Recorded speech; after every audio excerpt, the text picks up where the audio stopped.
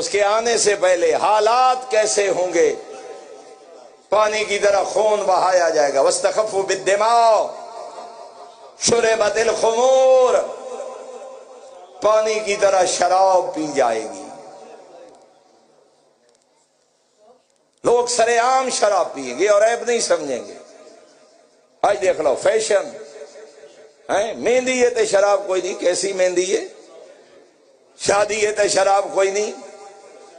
فرمایا پانی کی طرح، اور سرے عام مجمع عام میں بیٹھ کے لوگ شراب پیئیں گے۔ اگلا جملہ معصوم فرما رہے ہیں شریفوں کی توہین ہوگی، کمینوں کو سلام کیا جائے گا، شریفوں کی احانت کی جائے گی، کمینوں کو سلام کیا جائے گا۔ معاشرے کے شریر ترین لوگ قوم کے سردار بن جائیں گے۔ قاتل کو پتہ نہیں ہوگا میں قتل کیوں کر رہا ہوں، مقتول کو پتہ نہیں ہوگا میرا جرم کیا ہے۔ فرمایا آلات موسیقی عام ہو جائیں گے، آلات غنا لاہو و لاب ہن عام تک ہن تا امام بارگاہ میں آلات موسیقی عام ہو جائیں گے۔ قرآن کو ہدایت کے لیے نہیں سر کے لیے پڑھا اور سنا جائے گا۔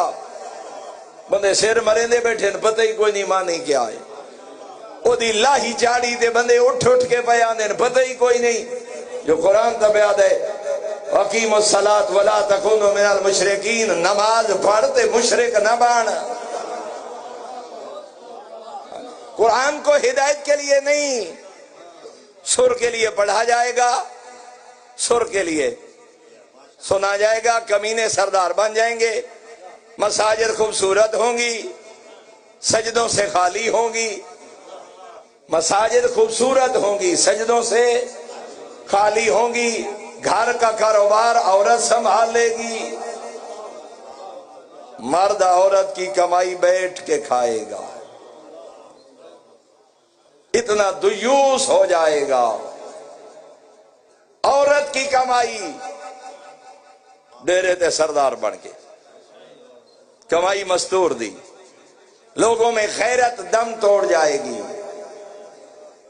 فرمایا مظلوم کی آواز سننے والا کوئی نہ ہوگا، حتیٰ کہ مظلوم موت کی تمنا کریں گے، مالک کی زندگی سے موت بہتر ہے۔ فرمایا جب مظلوم موت کی تمنا کریں گے تب 10 محرم ہفتے کا دن کعبہ کی چھت نرجس خاتون کا لال ظہور فرمائے گا اور فضاؤں میں اعلان ہوگا، او دنیا کے مظلوموں سر اٹھاؤ، تمہاری مظلومیت کا سہارا دنیا میں آ گیا ہے۔